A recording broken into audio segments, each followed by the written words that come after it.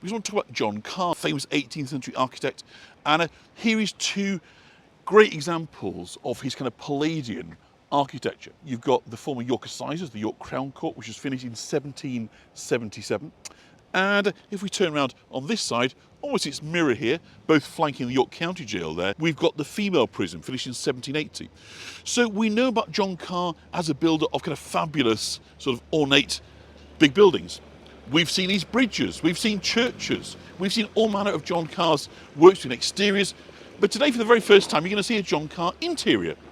So there's two facing each other here. First of all, we have the magnificent Fairfax house, so just coming into view, built for Viscount Fairfax, home to the Noel Terry furniture collection, said by many to be the finest Georgian townhouse in England. One day hopefully we'll get in there for a tour. But it's the house directly opposite we're going to visit today, which is Castlegate House. Here is the sign. Here is the building. We've seen it many times from the exterior. Let's go and have a look inside. I guarantee there is a fabulous surprise. Something that is not at all apparent right now in terms of the exterior, but I think is going to be very special. So again, very classical, just kind of checking out those Georgian reference points. So Palladian style, so kind of columns and very sort of Egyptian neoclassical style working in. Very, very, good example of what John Carr has to offer in terms of those kind of neoclassical styles. Wonderful wide door, which is going to go down. And we're going to avoid the tour, I do beg pardon, and we'll come in. And I think we'll just start in this room here. Now, you may, as we kind of go around here, start to see signs of what is, if you like, the secret in the basement, because we see the first sign here for the Agricola Lodge, the Roll of Honour. So it gives us immediately a sense that this is a building that is being used in a Masonic temple. And that's what we're going to go and see in a moment. We've witnessed a few on tours before, but before we do, let's just take in the sheer beauty of the decor, the styling, the attention to detail, the pattern making, beautiful tiles. It really is an absolute triumph. Look at the beautiful radiant blue colours. Pretty Victorian rather than Georgian. But of course, once you've got a building like this, you're going to continue to invest in it and to kind of keep it, if you like, in both kind of contemporary styles, but celebrate the elegance. So again, pointing us upwards, got a lovely cornicing. Is it exactly a secret in the basement? Yes. Like Mrs. Rochester in the attic, we have a secret in the basement. So again, look at this wonderful, looks to me to be Jacobean. Wonderful kind of dark oak. And oak, by the way, you may have kind of noticed it's also very dark. It darkens over age with the kind of the oils and the minerals within it. So consequently, very, very dark old. Oak tends to sort of signify that this is sort of a piece of considerable age. So I'll just give you some close-up. So the beauty, of course, of these houses with these big dimensions is you can host really kind of grand bits of furniture, sort of statement pieces. So again, like yesterday when we were in DeGray House talking about those double doorways, keep the pesky, nosy servants out. Again, you can see them in evidence here. Very, very deep stairwells. And again, rather grand. So we've got photos here now of the Grand Masters of Agricola Lodge. We'll talk about Agricola in just a minute. Awful lot, of course, of history. Isn't it? Brilliant. And I know in the past you've really enjoyed visiting Masonic lodges, so hopefully this year will be no exception. And we can see over here, purpose-built cabinet here that is holding kind of the relics, the important, built to hold important elements of the brotherhoods that met here. Really beautiful fonts they're using. I'll come over here and have a look at the porcelain pottery collections, and I'll just give the chap a wave, but I know I don't want to be on camera. But beautiful antiques. Possibly, I'm not entirely sure, gifts perhaps to the lodge over the years, but again, a really lovely piece of collections. And again, in this jug in the middle, at the top there, we can see the compass and the square right in the middle of the jug. So this is obviously porcelain that's been delivered particularly for Masonic gifts or decorations and so forth. So that's perhaps not a surprise inside the lodge. And again, over on this side, we've got a lovely, sure, we'll do, Linda will do that one more time for you. Again, we've got pots and drinking vessels that are covering all the elements of the kind of iconography of masonry, Freemasonry, and I'm not an expert. I'm going to do my best to talk about what we see on the tour in terms of those icons. So, for instance, I had a little look on the Freemasonry online to kind of know about some of the symbols. So I know that, for instance, the two pillars, which are kind of shown here, have a special meaning. And obviously everything's about building. The Freemasons were kind of stonemasons in the first instance. So everything kind of tends to reference sort of straight lines, squares, buildings and columns and so forth. They've got the trowels and the pillars. So the pillars apparently illustrate that as you pass by, you'd enter the middle chamber of the King Solomon's temple. And just as the most kind of skilled artisans built the holy place, the two pillars depict strength when members work together for a common goal. So that's according to the Masonry online, but lots of other symbols, of course, with the compass and the square. But I think what we'll do is we will get ourselves down into the basement and show you what is a truly stunning Masonic temple. Now, of course, the temple was built after John Carr's time. So this is, in effect, an extension. This isn't part of John Carr's house, but obviously the archway here, absolutely beautiful. So the fireplace, Linda Chambers for one more time. So we'll just have a look at that for you, and then we'll head down into the basement. Isn't that? I love the radiance of that blue. It really works for me. I think it is absolutely stunning. And I think it's what you call like an Adams-style fireplace. I could be wrong on that, so apologies my ignorance, but sort of fairly, very large. Rather grand, but actually equally relatively simple and straightforward in design. So I hope you enjoyed that. So let us now go down. And another clue to the Masons, obviously, it's about visibility, but also you get this checkered floor. The checkered floor is an incredibly important element within the iconography of the Masons. And I believe it's thought to represent the original King Solomon's temple, which was said to have black and white. So really lovely images, and was really great, fantastic colours. It really is gorgeous, isn't it? I mean, the whole thing has just been built with such care and devotion. I mean, you can really see that the Victorians that would obviously put this together and built it, conceived of it, really wanted to create that kind of sense of majesty and grandeur, that everything that you look at is absolutely wonderful in both proportions, but also in the execution of it. So let us go into the lodge itself, and of course this is still used to this day for meetings. So the Agricola Lodge, which is lodge number 1991, all the lodges in Great Britain all have a number, and so Agricola Lodge is lodge number 1991. Now get a load of that. Look at that gold. Isn't that wonderful? You could be in Rome, you could be in Constantinople. It's just got that iridescence, unmistakable from the Eastern influences that quite clearly, from the Masons, going back to the Crusades, first encountering Arabic art, tessellations, patterns, all seems to be kind of woven into the thinking. But of course, the Masons add their own particular art forms, the seeing eyes, the stars. Can we talk to you at all? Thank you. I'll just share a microphone because mine's going to run out. So would you mind introducing yourself, sir? My name's Dave Granger. I'm a member of Francis Drake of York Lodge number 7825. 7825. So there are a number of lodges, I believe, that meet That's in right. this particular lodge. Yep. In this building, so we call it a Masonic temple. Yep. And the lodges are the people, really, not the, so Individual societies, as you might say. individual groups. Individual groups, there, yeah. there are three, what we call craft lodges that meet here. There's Agricola Lodge, Alcuin Lodge and Francis Drake of York, and we permanently meet in this building, although there are a number of other orders that rent the temple space from us as well. Yeah. So we've, on these previous York Lot, we've visited Duncan Place, we've visited St Saviour Gate, so people are broadly familiar with the kind of pattern and the layout, but just remind us, because we've got a north, south, east and west, haven't we? That's remind right. us where we are in terms of orientation. So the figurative orientation is that the master, whose big chair in the end of the building sits in the east, although geographically that isn't the east of this building, but that doesn't matter. Okay. That's just nitpicking, right? And the junior warden sits in the south. Yep. And then the senior warden sits in the west.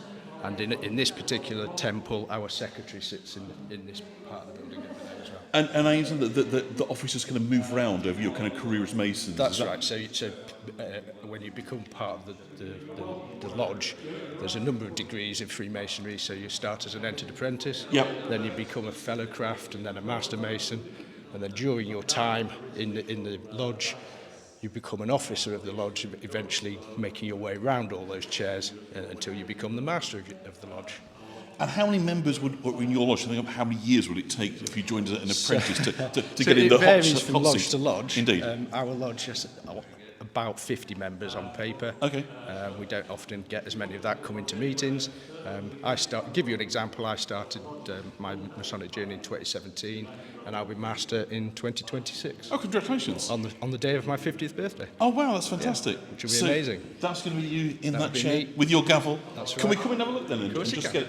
So we know that there's obviously symbols, and the first one we sort of see here is sort of set square, isn't it? Which is That's right. So it's related to buildings. So right? it's historically based on operative masons, people building grand temples In stone in and stone, yeah, exactly. yeah.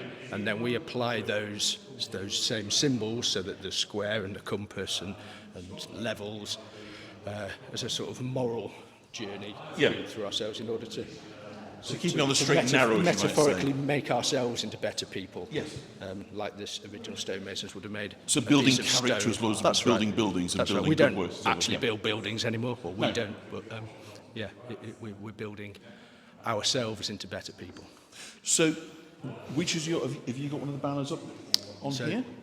My lodge is Francis Drake. Francis Drake. So is that Francis Drake the historian of your? The It 18th is the century? Oh, historian. fantastic! Oh, yeah. Not the same person as the seafaring. No, Francis no, Drake. indeed. People But I mean, often get confused. Yeah. In York history, an absolute sort of titan, So isn't he? he wrote a 2-volume book of the history of York. Maybe step up and have a look at his, your banner then.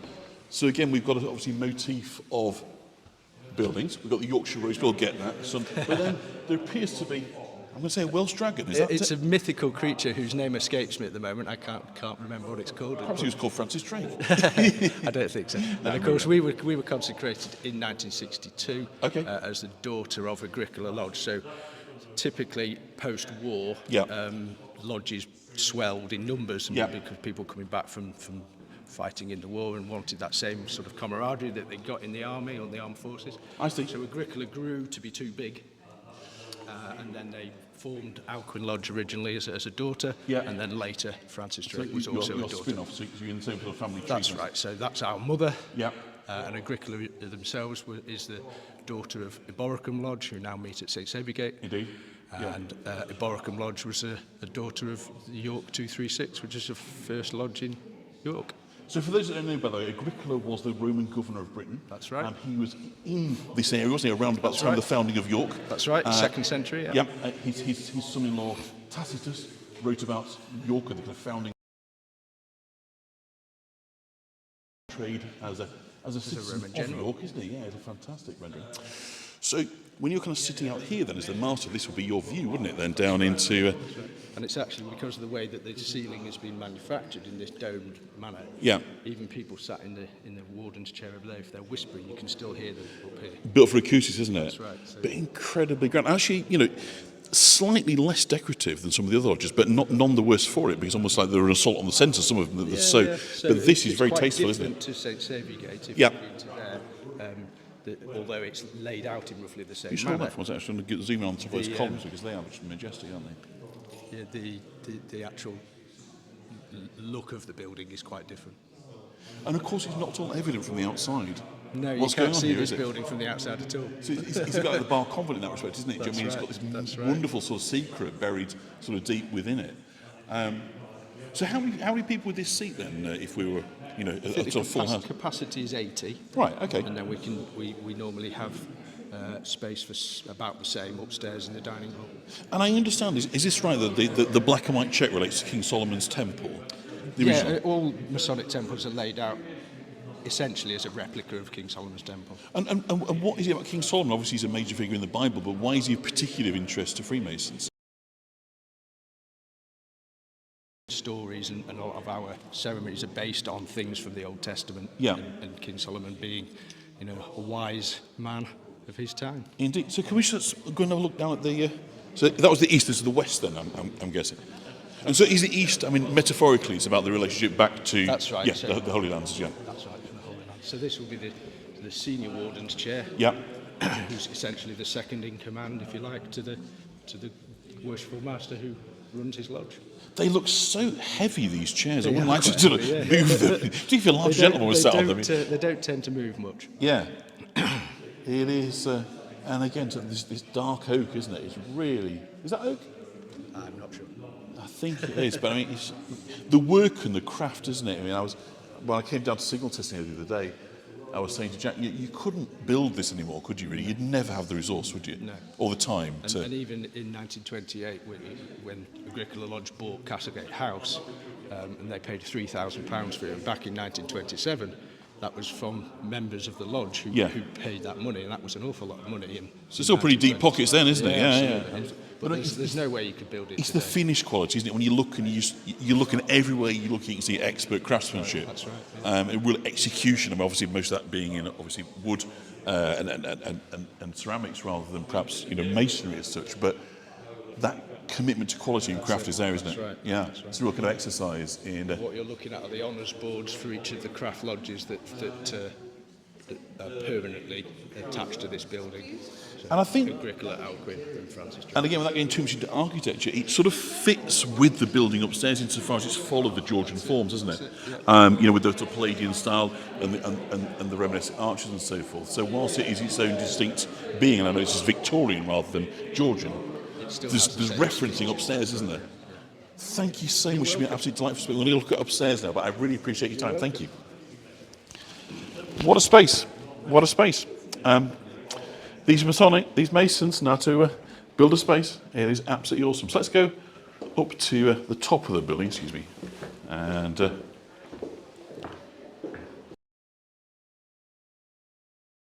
well, we're moving now, so if that was the case, it was always the sort of toughest ask because obviously you're in the basement, but you don't have with a building like that.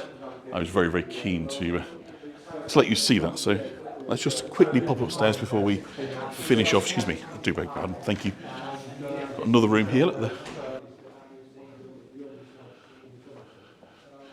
We've got the Duke of Kent, who is, I believe, the patron of the lodge.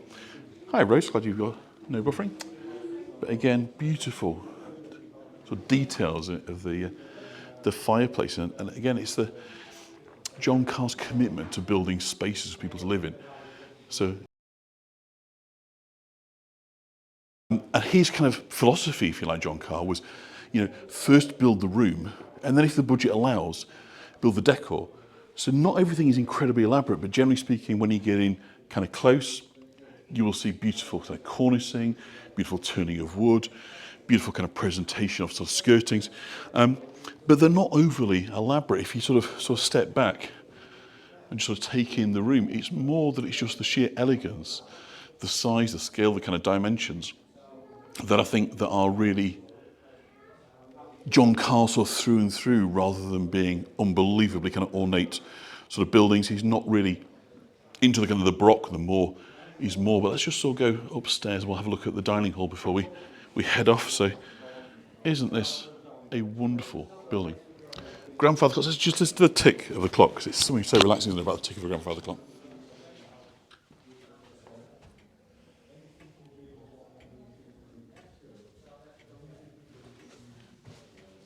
And this is from Epworth. So Epworth is in Lincolnshire, and it is famous for being a place, Epworth Priory, which is the Wesleyans, the Wesley brothers from that part of the world. So let us, and in common with all of the big houses here, got a back staircase over there for the servants. You don't want to be meeting the scruffy servants on the steps.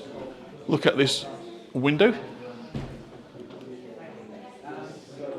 Again, the grandeur, that light, when I come to the top of the stairs, you probably get a better sense because there's a portico above, which is being slightly clouded out there by the light. So we've got Sir Walter Scott on one side, and what's the mathematician called? Isaac Newton, I think, on the other side. Look at that.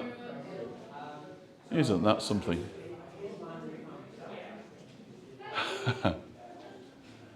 Isn't that something? So again, the doorways.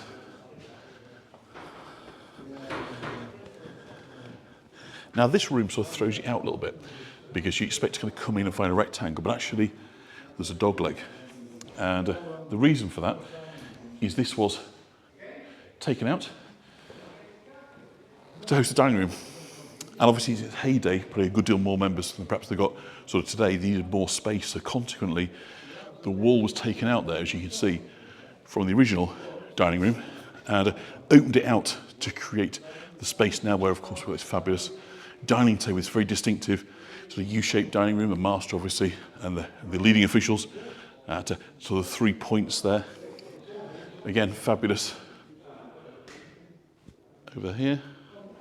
Fabulous fireplace, and bring you over this one. Isn't this I know the fireplaces really are beautiful, and I'll just come in close so you can get a bit of detail on this one, so you can see the quality. And again, look at this. Look at the tessellation pattern here, done into the wood. And obviously, before kind of power tools, Laurie, we'll have a look at that on the way out, see whether plaster or wood. But in this kind of design, it's so unforgiving. If you make a mistake, the whole thing, is ruined, and you've got to sort of start again. So it really is kind of quality piece. So here we are, kind of coming in. So again, you can see not wood now, but this is in plaster. So do this in moulds, obviously, to kind of get this kind of relief on there. But isn't it just wonderful? So again, very, very elegant bay window. And we'll just head back down. Our time has come to an end. We need to be moving on. We're going to see the Medical Society next. But what a fabulous building. So I'm just going to knock and tell you. Yes, I think it's mould rather than wood, but isn't that absolutely beautiful? So Castlegate House, there we go. Yeah, each one is absolutely different to each other. Wasn't that gold something? The iridescence of the arch, above the master's chair there, just kind of blows you away. I hope the colour sort of came across, but hopefully you were able to see enough to get a flavour of just how majestic that space was. And I think, without any disrespect to our friends at St Saviour's Duncan Place Lodges, that's perhaps my favourite of the three, because actually there's a little bit less going on. And in some of the lodges, whilst they are utterly stunning, I can't kind of process, because there is sort of such a huge array of kind of decorative eyes. Your eyes don't know where to rest. Whereas in there, I felt it was very balanced, beautifully executed, really nice referencing of the Georgian architecture upstairs. So as a complete piece, I thought it worked absolutely beautiful.